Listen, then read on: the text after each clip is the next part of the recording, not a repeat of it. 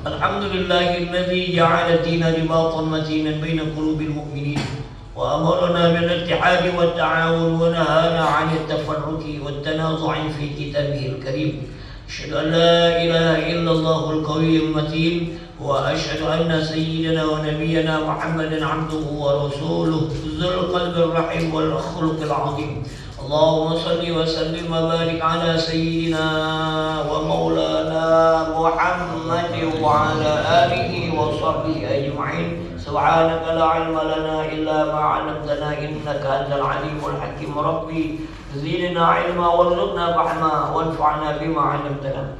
Amma ba'du, yang sama-sama kita hormati, kita banggakan ketua dan segenap pengurus Musholla An-Nur, yang sama-sama kita hormati, kita banggakan segenap saudara-saudara kita dari Bikr Suluhan Sriwijaya yang senantiasa aktif istiqomah. Ini sudah ke 300 berapa?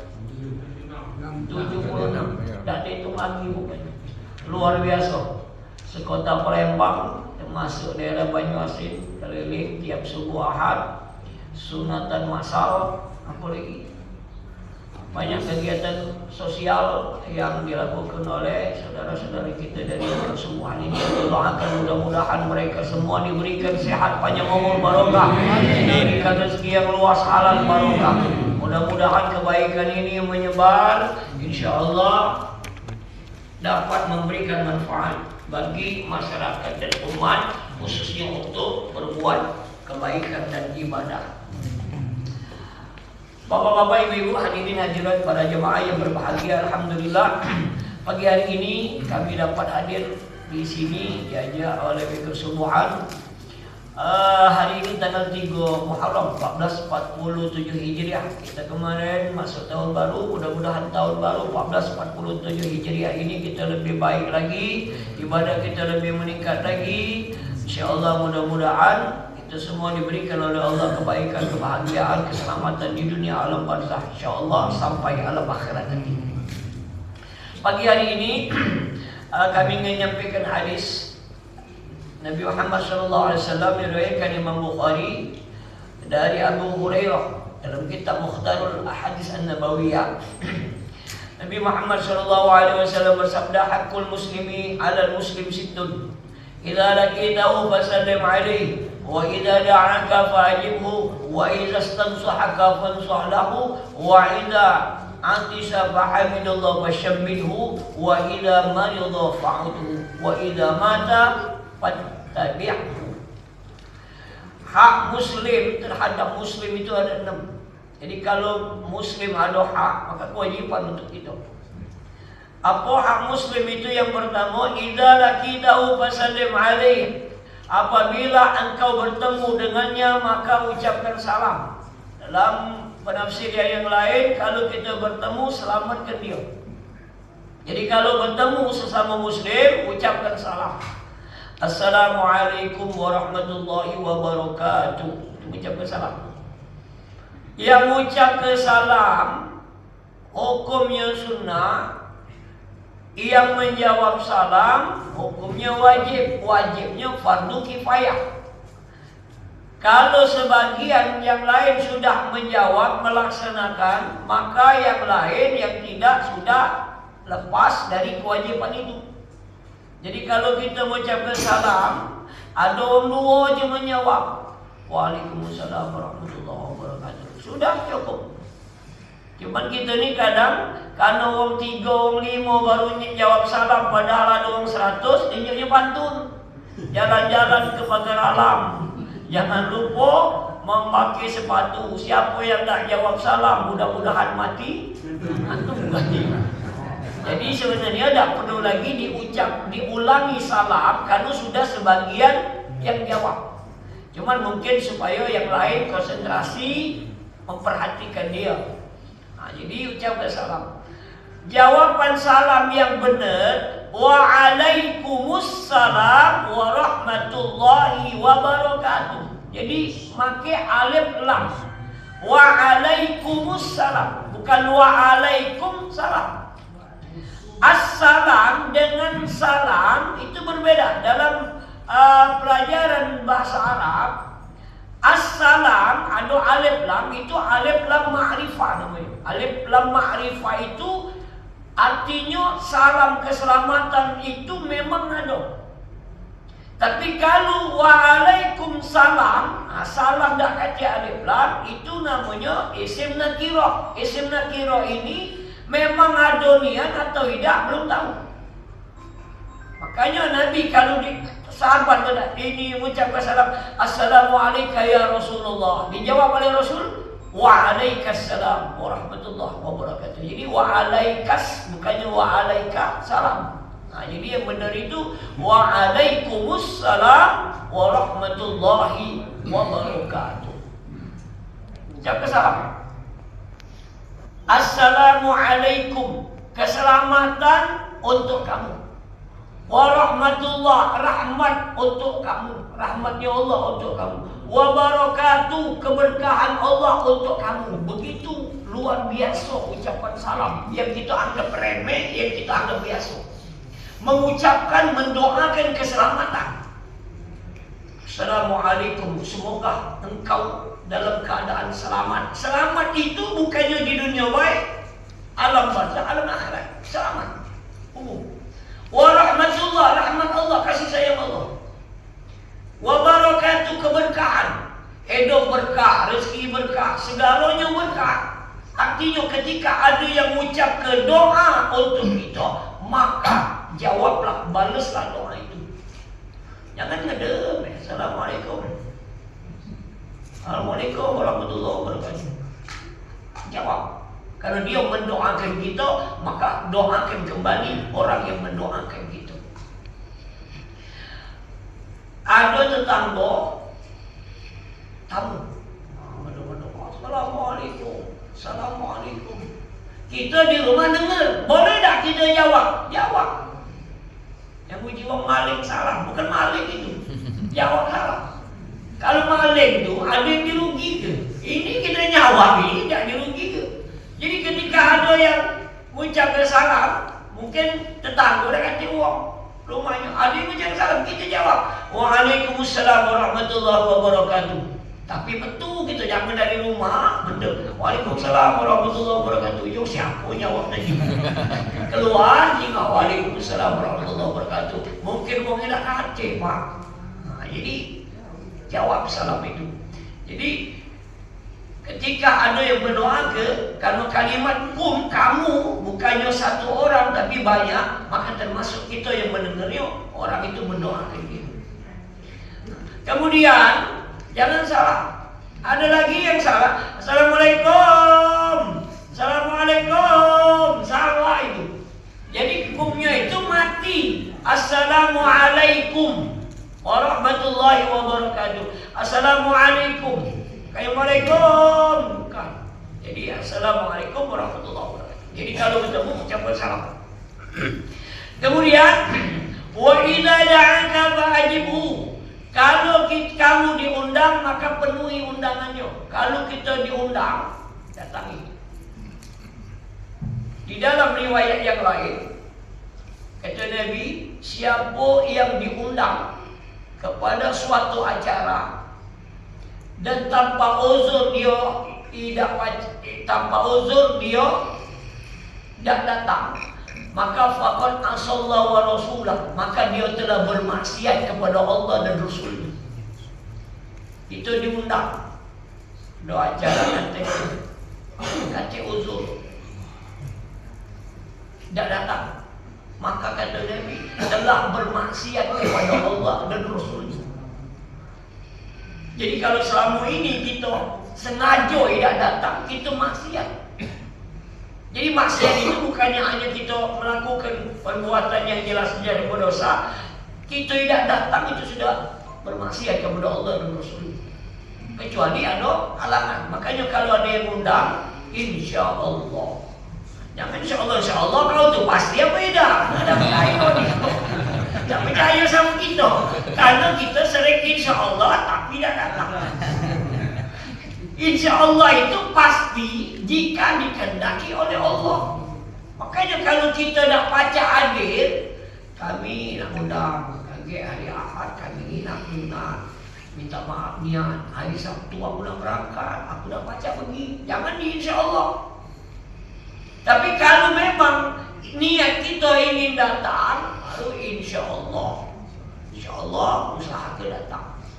Tapi kalau seandainya memang ada halangan syar'i itu sakit, lupa, ketiduran, itu halangan syar'i.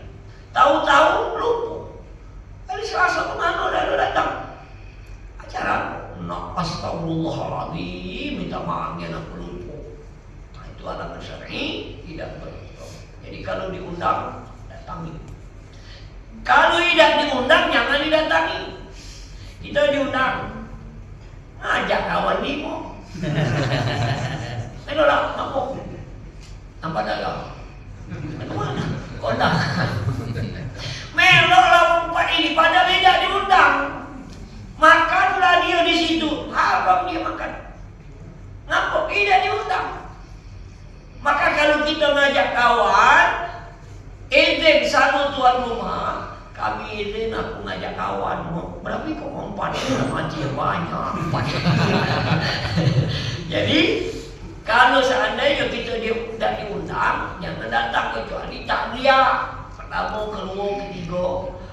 Selanjutnya 7, 40, 100 itu diundang. Kalau kita tidak diundang, jangan datang. Ini kadang-kadang mencari niat. Mana ada lokat? Ada lokat 40. Jadi kalau tidak diundang, jangan. Kalau diundang, datangi. Kau ucapkan insyaAllah. Wa idza stansuhaka fansuhlahu.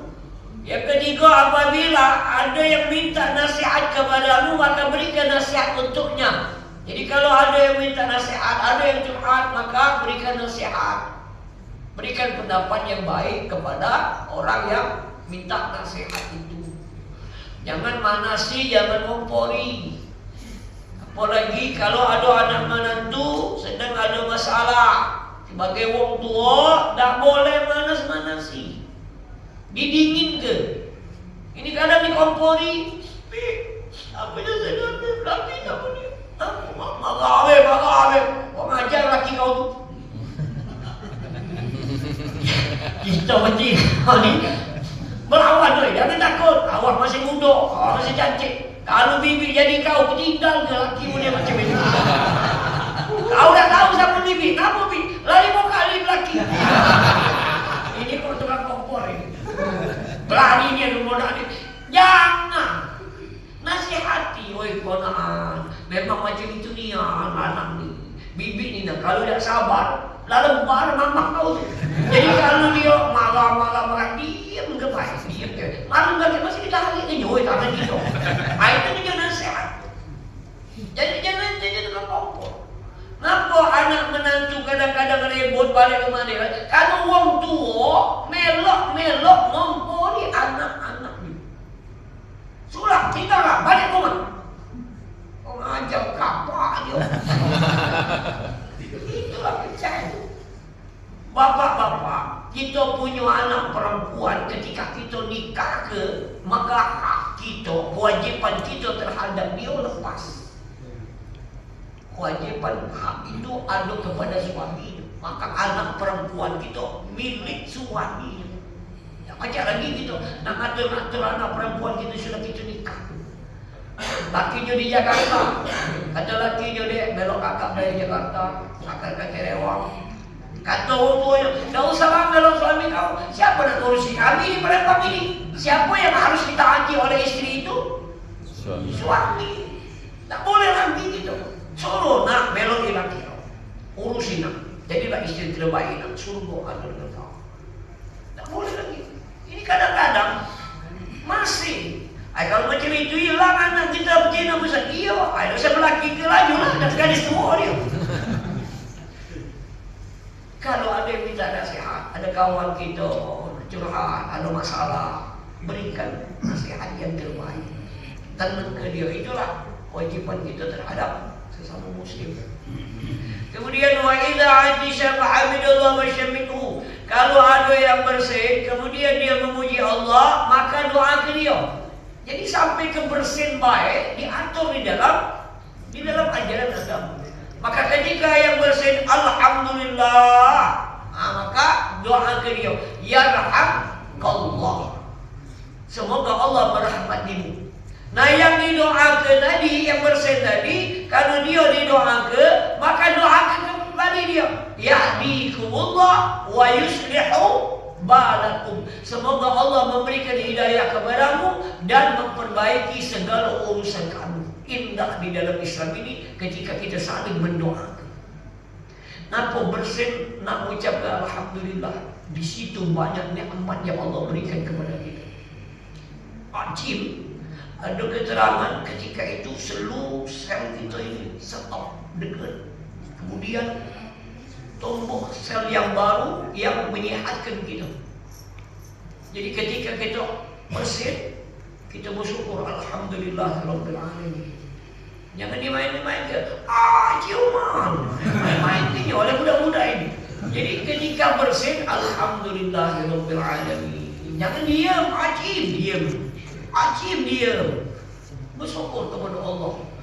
Allah senang dengan wong yang bersin ketimbang wong yang muak. Makanya kalau bersin alhamdulillahirabbil alamin, kalau muak tutup kata Nabi. Kita sering baca auzubillahi minasyaitonirrajim, berlindung kepada Allah. Jadi ketika ada yang bersin memuji Allah, maka doakan dia. Kalau ada yang bersin diam baik, ajari alhamdulillahirabbil alamin, bersyukur. Takuan pula macam-macam ini. Marah ni. Jadi ketika ada yang bersin memuji Allah, doakan dia. Artinya sesama muslim ini saling berdoakan. Doa untuk kebaikan.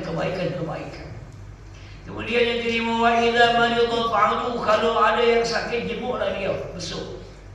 Ada yang sakit, besuk. Apa manfaat kita membesuk orang yang sakit? Pertama, untuk memberikan semangat kepada orang yang sakit. Mudah-mudahan Allah berikan kesembuhan. Jadi yuk semangat. Jangan ditakuti orang sakit itu. Sakit apa Pak? Kalau ucap nyurai kamu ini. Oh bahaya Pak, sakit kamu ini. Hati-hati. Kami dulu ada tetangga kami di Bukit dulu. 3 hari masuk rumah sakit Fatimah, mati dia. Ini bukannya ngejok semangat, ini nakuti. Jadi ketika ada yang sakit, yuk semangat. Sakit apa Pak? Oh iya, makan obat, makan masih kalah. InsyaAllah rajin ini, insyaAllah sehat, sembuh. Jadi dia semangat. Karena ketika sedang sakit, apalagi sakit parah, ada orang yang khawatir dengan sakitnya itu. Maka berikan semangat. Karena kami pernah di Ikatan Dokter Indonesia. Tidak boleh dokter memvonis seseorang itu tidak lama lagi bakal mati. Ini pastian dia 5 ini paling-paling 3 bulan ini hidup. Tidak boleh. Itu hanya Allah. Hidup mati itu miliknya Allah. Tidak boleh kita mengukur makan 3 bulan lagi. Jadi pernah dokter ngomong dengan pasiennya 3 bulan lagi, 2 bulan dokter itu mati. Ngapa bisa kecelakaan? Jadi tidak tahu gitu. Maka ketika ada pasien yang memang berat penyakitnya, dia semangat itu. Kamu berusaha akan obat, berdoa kepada Allah. Insya Allah Allah berikan kesehatan, kesembuhan. Jadi ketika ada yang sakit, dia semangat, doa ke dia. Dan ada kelebihan orang yang sakit yang diberikan oleh Allah, maka orang yang sakit itu doanya makbul. Ketika ada yang sakit dia sabar, doanya kabul. Maka kalau kita berdoa belum kabul-kabul, carilah orang sakit. Cari orang sakit, datangi, minta doa ke dia. Kabul doa. Karena ketika yang sakit, maka Allah utus 3-4 malaikat kepada yang sakit. Yang pertama, malaikat akan menarik keceriaan wajah orang yang sakit. Makanya kalau kita sakit, pucat. Tak kata orang sakit berseri-seri wajahnya. Pucat, ditarik malaikat. Yang kedua, malaikat akan menarik rasa makan minum orang yang sakit. Makanya kalau kita sakit, tak nafsu makan. Makan ini dah nafsu, mutabarak dah nafsu, pepek paradeh dah nafsu kalau kata yang besok, Ustaz kami besok dia tu banyak makanan. Pas kami datang lagi, habis Ustaz. Bukan orang sakit makannya, orang sehat dia nyangkut. Dah nafsu. Kemudian yang ketiga, malaikat akan menarik kekuatan fisik badannya. Makanya kalau kita sakit nak oleng baik. Tak pernah kita bertemu orang sakit, warawiri, kambang iwak berjalan ke mana-mana. Mana? Macam gagalnya. Aku sedang sakit. Terkapat. Dan yang keempat, orang yang sakit itu dosa-dosanya diampuni oleh Allah SWT. Kalau dia sembuh, cuma 3 dibalikkan. Keceriaan wajahnya balik lagi, rasa makan minumnya balik lagi, badan fisiknya kuat lagi, dosa-dosanya tidak dibalikkan lagi oleh Allah. Habis. Kalau seandainya ajalnya datang, 4-4-nya tidak dibalikkan lagi, tapi dosa-dosanya diampuni oleh Allah SWT. Maka siapa yang banyak dosa, mintalah dengan sakit. Tapi nak sabar. Doa orang yang sakit kabul. Maka ketika kita bersuruh sakit, kalau memang ada hajat, ada doa, boleh minta tolong doa ke orang yang sakit. Misalnya dia minta doa ke, ya Allah sihatkan saudara kami, sembuhkan dia ya Allah, sabarkanlah ya Allah. Setelah itu kita pula kita doa kami juga kata ustaznya, kalau doa sakit ni kabul. Doa apa kau? Aku ni tak berbini. Tolonglah mak, kau nak minta berdoa berbini aku. Doanya kabul orang yang sakit ini. Maka kalau ada yang sakit kita besuk, tunjuk semangat. Kemudian yang kena wa idza mata fattabi'u, kalau ada yang meninggal maka antar ke jenazahnya. Ketika ada yang meninggal, keluarga tetangga kita, ketika kita melayat, pertama berikan hiburan kepada ahli warisnya, keluarganya. Kalau ada yang beratap-ratap, tegur. Oi bang, kamu nak mati bang? Coba Yai dulu, mati dia lah tu. Yai tu masih gagah 89. Ayah masih muda, baru 59. Itu namanya beratap. Innallaha yu'adzibul mayyita bibakai ahli alaihi. Sesungguhnya Allah akan mengazab orang yang meninggal lantaran ratapan keluarganya atas kematian dia. Kena azab yang meninggal ini kalau ada yang beratap. Maka ketika kita melayat, ada anak cucunya beratap-ratap, tegur, tak boleh beratap. Nangis boleh, beratap tak boleh. Kamu sayang tak dengan ayah kamu? Iya sayang wak. Nah kalau kamu sayang, jangan beratap, kena azab kata dia. Doa ke. Itu yang dibutuhkan orang tua kita yang meninggal. Boleh beratap. Kemudian ketika kita melayat, masuk ke dalam, lihat kondisi orang yang meninggal itu. Jangan duduk di luar belakang, duduk dah balik. Datang masuk, jingok jasad yang terbujur itu. Ya Allah kemarin sehat, ya Allah kemarin masih bersama-sama, sekarang jalan. Mama ya Allah hamba kami, husnul khatimah atau su'ul khatimah. Amal hamba sedikit, dosa hamba banyak. Itu pelajaran buat kita, supaya nyadar ke diri kita yang kadang-kadang tidak pernah sadar-sadarnya. Padahal kematian pasti akan datang dan kita tahu itu. Itu pelajaran buat kita. Secara hukum syar'i, kalau ada yang meninggal, tutup kain panjang dari kaki sampai arah kepalanya, tutup dalam-dalam. Jangan cara di sinetron, nutup sampai di sini pakai kain apa? Kain gas, kain tipis itu. Kejingaan rahim. Lemah kalau yang meninggal tu yang belagak, putih, senyum. Tapi yang meninggal matanya melek, mulutnya mangap, akhirnya timbul kefitnah. Itulah kalau makan duit musola. Melek mati. Padahal tidak. Nah, kenapa orang matanya melek ketika dia meninggal? Wajar, kata Nabi. Matanya itu tabi'an ruh, mengikuti ruh yang keluar. Innal basara, sesungguhnya basar, penglihatan itu akan mengikuti ruh ketika keluar. Ruh kita ini keluar. kamu ingatlah kalau udah mati kaget. Dari kaki naik ke liku. Di liku kita ini. Maka kata Allah, wahai malaikat maut, stopkan dulu, biarkan kaki kanan kirinya saling berpamitan satu dengan yang lain. Maka kaki kanan ngomong dengan kaki kiri, selamat berpisah wahai kaki kiri, mudah-mudahan kakek kita berjumpa lagi. Yo, kata kaki kiri. Saling ngomong. Makanya para ulama ngajar ke, kalau kita galak sakit kaki, dia omong nih kaki. Woi kaki, jangan rumah sakit. Kita nak sombong kaki, nak pergi. Jauh kita ini, nak baca kita naik motor Yo kata kaki. Boleh dia pergi. Karena dia sering ngomong kaki waktu dia akan berpisah keluar dari jasad kita. Naiklah dari dengkul, naik ke pinggang, stop lagi. Kemudian naiklah ke dado, mulai kamu mengasih itu terus naik ke bojok. Nah mata ini ketika keluar, mata ini nyinggung kita. Keluar, belum sempat dia macam, makanya melek. Wajar biasa. Makanya kalau ada yang boleh baca ke syahadat asyhadu la ilaha illallah, asyhadu anna Muhammadar Rasulullah, asyhadu alla kata macam. Kadang-kadang dia jual duit logam, tutup yo. Jadi tutup kain panjang lagi. Kalau ada keluarga nak ningo, izin dengan keluarganya. Boleh dah kami nak ningo almarhum terakhir. Kata keluarganya minta maaf Pak, untuk saat ini kakek belum. Artinya orang tidak izin ke? Jangan langsung datang langsung buka. Akhirnya kakek terjenguk apa-apa yang aneh-aneh mulai timbul fitnah. Wih kau, ini aku. Menyerosoi mungkin ada boleh. Tak boleh ngomong ke keburukan orang yang sudah meninggal. Sebutlah yang baik-baik.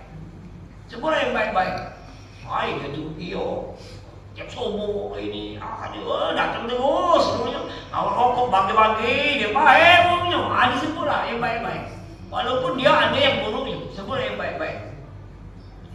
Jadi tutup dengan kain panjang, hadap ke arah kiblat, posisi kakinya di depan. Nah, sini kaki, situ kepala. Lalu ketika kita tegak ke posisi dia, hadap arah kiblat. Kemudian ketika mandi ke jenazah, yang mana yang bagus ya? Di pangku apa di tempat yang disediakan oleh amal kematian. Yang bagus itu disiapkan amal kematian. Sebab kalau di pangku, posisi jasadnya itu ada di pangkuan kita. Kalau ada kotorannya keluar, maka dikhawatirkan lekat di sarung kain yang dipakai oleh yang mangku. Jadi kalau dibolak-balik, najisnya masih lekat di badan dia. Tapi kalau yang di alat yang disediakan oleh pak itu, kan dia langsung turun ke bawah kotorannya. Cuman kadang-kadang Musa terakhir kami ini nak mandi kena ayah kami, ibu kami. Boleh dah? Yo, cuman itu tadi Bilal perhati ke benar kalau ada najis yang keluar. Kalau ada anak perempuannya yang melok mangku, yang meninggal ni ayahnya, anak perempuannya melok mangku, pesan kami pakai baju tebal. Jangan baju tipis. Ngapa Ustaz? Lah kena baju. Bilal laju gogok baju aja lupa. Ya Bilal anak. Jangan anak yang bedino. Ngawasi dari negara itu. Akhirnya lupa baju anak. Jadi pakailah baju tebal. Jadi kalau kena baju, pakai jilbab. Jadi tertutup. Jadi mulai mandi. Kemudian sholat jenazah itu walaupun fardhu kifayah, usahakan kita laki-laki melok sholat jenazah. Rugi kalau ada jenazah kita tidak melok sholat jenazah. Banyak orang ni gawat masjid musola, yang di dalam masjid orang 30, di luar 300. Cobaan. Rugi. Uang yang sholat jenazah itu falahu qirat, maka baginya 1 qirat. Wa mal qirat ya Rasulullah. Apa 1 qirat itu ya Rasulullah? Kata Rasul, seukuran gunung Uhud. Pahalanya itu salat jenazah. Maka ketika Rasulullah menyampaikan hadis itu, maka seluruh para sahabat yang mengetahui, yang mendengar itu tidak pernah meninggalkan kalau ada salat jenazah. Berebut mereka untuk salat jenazah. Jadi melok salat jenazah. Ibu-ibu boleh tak Ustaz salat jenazah? Boleh di belakang. Cuma tegak baik, dah usah rokok saja. Pantat ke bib. Niat. Niatnya kalau dah baca usallinya, boleh usalli ala man shalla alaihi imam. Aku niat solat sebagaimana imam solat. Atau bahasa Indonesianya dalam hati kita, aku niat solat jenazah 4 takbir fardu kifayah makmuman kepada Allah Taala. Allahu Akbar. Al-Fatihah. Takbir yang kedua baca selawat. Yang wajibnya paling pendek, Allahumma shalli ala Sayyidina Muhammad wa ala ali, itu sunnah. Nak dibaca lebih baik. Takbir yang ketiga baca doa, Allahumma ighfir lahu warhamhu wa'afihi wa'fu anhu. Apanya sampai situ jadilah. Takbir keempat, Allahu Akbar. Allahumma la tahrimna ajrahu wa la taftinna ba'dahu waghfir lana wa lahu. Kalau lemah apa mana Ustaz? Diam baik. Lemah apa? Cuma kau makan ni ke mulut tu jangan. Ya, mereka kawan sebelah ini apa dia ni? Bagi dong. Ai apa? Cuma habis itu apa ke? Jangan lagu ikan dalam kolam apa? Allahumma fillah udah apa-apa. Agama ini kita tingkat ke belajar. Hafal Allahumma fillah warhamhu wa'afihi wa'fu anhu wa akrim nuzulahu wa wasi' madkhalahu wa adkhilhul jannata maswahu. Makanya ya kita pengajian, kita di dalam beragama ini ya tingkat ke belajar, ulangi, hafal ke. Sebab selama ini jujur kita sibuklah ngurusi dunia, bisnis dunia, itulah yang kita dalam fikiran kita nak kita kejar. Maka begitu penting ya pelajaran agama ini, termasuk mengenai solat jenazah. Setelah itu yang keempat salam. Assalamualaikum warahmatullahi wabarakatuh. Assalamualaikum warahmatullahi wabarakatuh. Tinggal berdoa. Begitu juga belajar jadi imam. Kalau seandainya orang tua kita, keluarga kita meninggal, kita yang jadi imam. Jangan orang lain. Abdulnya itu kalau ada orang tua yang meninggal, anaknya jadi imam. Kalau baca harapan kami, ya khususnya kita, saudara-saudara kami dari Bikul Sumuhan, baca mimpin imam salat jenazah. Kalau seandainya ada orang tua kita meninggal. Kemudian ya, mendoakan yang meninggal. Biasanya kita akan menghadiahkan Al-Fatihah, ayat kursi, Al-Ikhlas, Al-Falaq, An-Nas. Itu kaitan kajian ihda usawab, menghadiahkan pahala untuk yang meninggal. Kan Pak Ustaz, kalau meninggal itu putus kalau kecuali 3. Inilah itu hadis di zaman Ibnu Adam itu bagi wong hidup. Ini dia wong hidup. Dia meninggal.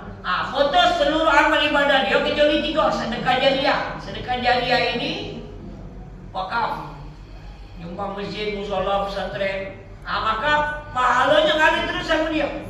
Ilmu yang bermanfaat yang dia ajar dengan siapa baik ilmu bermanfaat, dipakai wong, diamal wong, maka pahalanya ngalir terus. Kemudian yang ketiga, doa anak yang soleh mendoakan dia. Ini amalan wong hidup kemudian meninggal. Sekarang ini wong hidup yang memberikan amalan kepada yang mati. Lain itu kajiannya. Itu hidup. Kita doakan misalnya keluarga kita, sahabat kita yang sudah meninggal. Itu namanya ihda usawab. Kita baca Al-Quran, kita hadiahkan untuk yang meninggal. Itu menghadiahkan pahala untuk yang meninggal. Kita sedekah, kita hadiahkan. Sampai tak sampai, banyak dalamnya. Badal haji, sedekah, apalagi berdoa. Maka ketika ada yang meninggal, ya boleh kita baca Al-Fatihah atau baca Al-Quran. Nabi ketika datang ke kuburan, ada 2 kuburan ini kena azab. Kamu tahu tak kata Nabi, kuburan lu ini kena azab? Tahu ya Rasulullah, Allah dan Rasulnya lebih mengetahui. Kata Nabi, sikap kuburan ini kencing, tegak, tidak bersuci, kena azab. Sikap ini galak duduk pinggir jalan, ngalangi wong lewat, kena azab. Maka Nabi mengambil pelepah kurma, dipatah kedua, dicocoklah di 2 kuburan ini. Kata para sahabat, untuk apa ya Rasulullah? Selagi pelepah kurma ini masih basah, dia bertasbih kepada Allah, maka tasbihnya akan meringankan siksaan bagi dua kuburan itu. Tasbih baik, tasbihnya kurma baik, berapa kurma lagi bermanfaat bagi yang meninggal. Apalagi tasbih, doa, bacaan orang-orang yang beriman untuk orang yang meninggal dunia. Itu berkaitan dengan ihda'us thawab, menghadiahkan pahala untuk orang yang sudah meninggal dunia. Jadi ini berkaitan dengan hak muslim terhadap muslim yang lain. Karena kalau sudah siap baru cari yang di belakang itu jadilah kita tidak melambat, jadi siap-siap dulu. Mungkin ada yang nak kita bahas, kami persilakan. Ustaz, Ya. sama kalau kita sedang sholat ke jalan, Ustaz ya, terus ada undangan di situ 40 hari tinggal. Nah, kita ada tamu langsung melok ke rombongan itu, mana itu? Ya. Kalau ada undangan, nah kita ini sholat di masjid itu. Setelah sholat diumumkan oleh pengurus atau yang mewakili bapak-bapak seluruh jemaah, kita diundang oleh bapak itu hari ini 40. Artinya kita di situ diundang. Silakan, kami harapkan untuk datang ke rumah beliau. Kalau kita sholat di situ, maka kita termasuk jemaah di situ. Boleh tak datang? Boleh. Tapi kalau ada yang undang 40, tapi wong sholat dulu di sini, kasih undangan, sudah selesai, wong pergi ke sana. Kita tadi, ayo pergi ke sana kalau macam ni, pergi juga ayo. Itu tidak kasih undangan gitu. Tapi biasanya kalau di masjid mushola, kadang-kadang diulangi oleh pengurus, bapak-bapak, ibu-ibu, kita habis sholat asar ini atau habis sholat apa, kita ada undangan ke rumah bapak itu untuk 40 hari. Maka kami harapkan untuk hadir. Maka kita termasuk dalam undangan itu. Kalau kita ada waktu datangi, karena sudah termasuk diundang. Yang kedua, Ustaz, kalau pas sholat bersin, nah, apa kita diam saja atau tetap ucap alhamdulillah? Di zaman Nabi pernah ada ketika Nabi sedang sholat dari imam, ada di belakang makmum alhamdulillah ketika dibersih. Maka Nabi setelah sholat, siapa yang mengucapkan alhamdulillah tadi, kata Nabi? Ana ya Rasulullah. Kata Nabi, sholat itu diawali dengan takbir, membaca al-fatihah, membaca surah, membaca tasbih, tidak baca alhamdulillah. Maka kalau kita bersin ketika sedang sholat, tak usah ucap alhamdulillah. Kapan? Setelah sholat saja. Assalamualaikum warahmatullah, Assalamualaikum warahmatullah, alhamdulillah ya Allah, baru ucapkan alhamdulillah. Jangan di dalam sholat. Kalau kita bersin, ucap alhamdulillah. Itu pernah terjadi di zaman Nabi Muhammad SAW. Ya. Kalau dia yang sholat, saya letuk bahasa Indonesia, Ustaz. Misalnya dia sujud, nak bangun kan, dan kulit bunyi, Ustaz. Oh, sakit. Aduh katanya kan. Ya. Nah, kayaknya macam mana, Ustaz? Saya kan sholat tak boleh bahasa Indonesia. Kalau ngomongnya sengaja, al-kalamul amdu, ngomong dengan sengaja, batal. Tapi kalau tidak sengaja, tidak batal. Spontan. Ya, spontan, tak sengaja. Allah, Allahu Akbar. Kenapa aku anu tadi dalam hati ni? Tidak ada sengaja dia ngomong ini tak batal. Tapi kalau sengaja, batal. Jadi ngomong dengan sengaja itu membatalkan salat. Sama baca orang rata itu. Teko juga sewet dia celana metu gitu. Jangan niat rata itu lah. Yang biasa lah rata yang tak ada benda gitu. Kalian kata benar astagfirullahaladzim. Ada pula yang galak-galak nyo. Metu kalau omongan. Sedang sholat ada petir. Dan terkejut dia. Metu omongan. Tidak sengaja itu tidak batal. Ya Allah rata. Bukan disengaja ni. Jadi tidak sengaja tidak batal. Ini tak. Ya. Kan kalau kita sholat jenazah itu kan ganjil kan ya. Nah, tapi saf itu udah mengganggu Ustaz. Itu gimana Ustaz? Ya. Jadi kita kepengen laju baca di gara-gara sampai penuh. Jadi kalau banyak ada 3 sop 40 orang 100 orang gitu Nabi.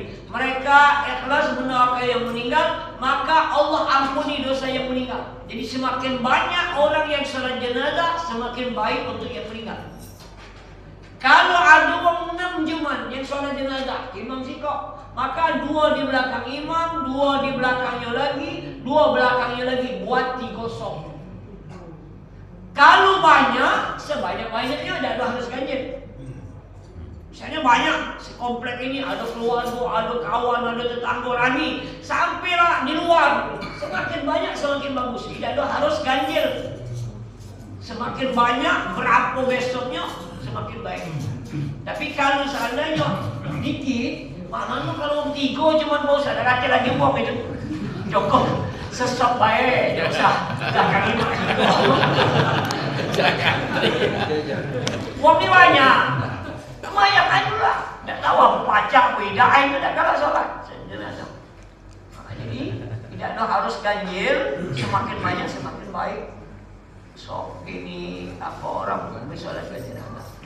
Makanya kita kalau pajak usaha ke elok. Kalau ada dia ada pas nak disolat. Siaplah wuduk di rumah. Jangan takut kayak di rumahnya dah kacau tak wuduk. Belum wuduk. Jadi di rumah lo wuduk biasa tu. Nak pergi ke mana-mana kita dalam keadaan berwuduk. Kalau seandainya ajak kita datang, itu dalam kecintaan Allah dalam keadaan bersuci. Innallaha yuhibbut tawwabin wa yuhibbul mutatahhirin. Sesungguhnya Allah mencintai orang-orang yang bersuci dan orang-orang yang bertaubat. Jadi kalau seandainya kita datang mau salat jenazah, kita sudah siap langsung belok salat jenazah. Ibu-ibu ada?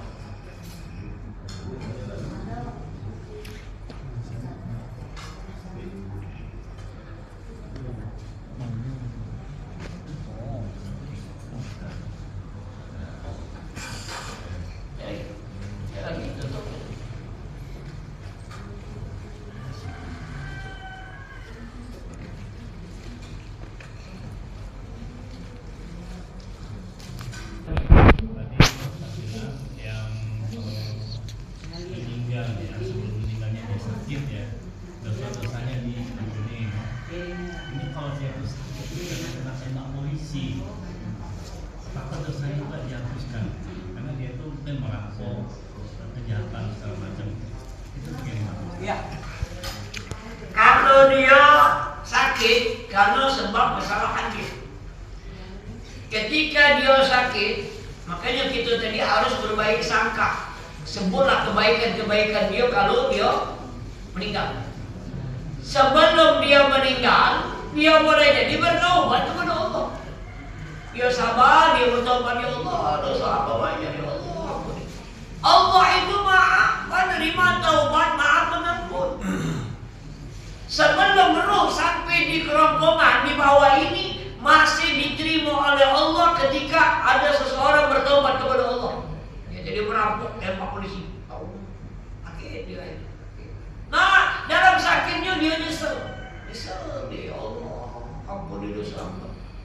Meninggal dia. Maka setelah kebaikan dia, karena boleh jadi Allah ampuni dosa-dosa dia. Oh, dosanya banyak dosa, sebanyak apapun bagi Allah luaslah ampunan Allah ketimbang dosa yang benar itu lakukan. Maka jangan berputus asa dari ampunan Allah. Maka kalau dia sabar dalam sakitnya itu, kemudian dia merenung, dia menyesal, dia bertaubat kepada Allah, maka insya Allah bisa mati. Jadi diampuni Allah. Jadi apalagi yang sakit, dia sakit biasa, itu sakit jangan berontok. Kenapa lah? Aku ni teman kemarin, selengkai masih baik sakit. Nah itu namanya tak nerima, tak sabar. Maka ketika dia sabar, dia minta ampun kepada Allah selama sakitnya, insya Allah dia ampun. Walaupun dia mungkin jadi berbuat jahat, apa dia merampok, apa dia ini, No? Urusan dosa kesalahan itu dengan Allah, Allah Maha Pengampun, Allah Maha penerima taubat. Maka jangan pernah kita putus asa dari ampunan Allah. Katanya orang yang mau meninggal itu 40 hari sebelumnya, 1 minggu sebelumnya, 3 hari itu Ya. ada tanda-tandanya gitu. Ya, itu ada di Google. Ada juga di Google. Tapi tidak kate dasarnya. Kami belum pernah ketemu dasarnya. Apa ada hadis Nabi? Apa ada kaul sahabat? Kate ada di Google. Tanda-tanda 40 hari mau mati. Boleh ditengok lagi. Pas menjelang asar lagi.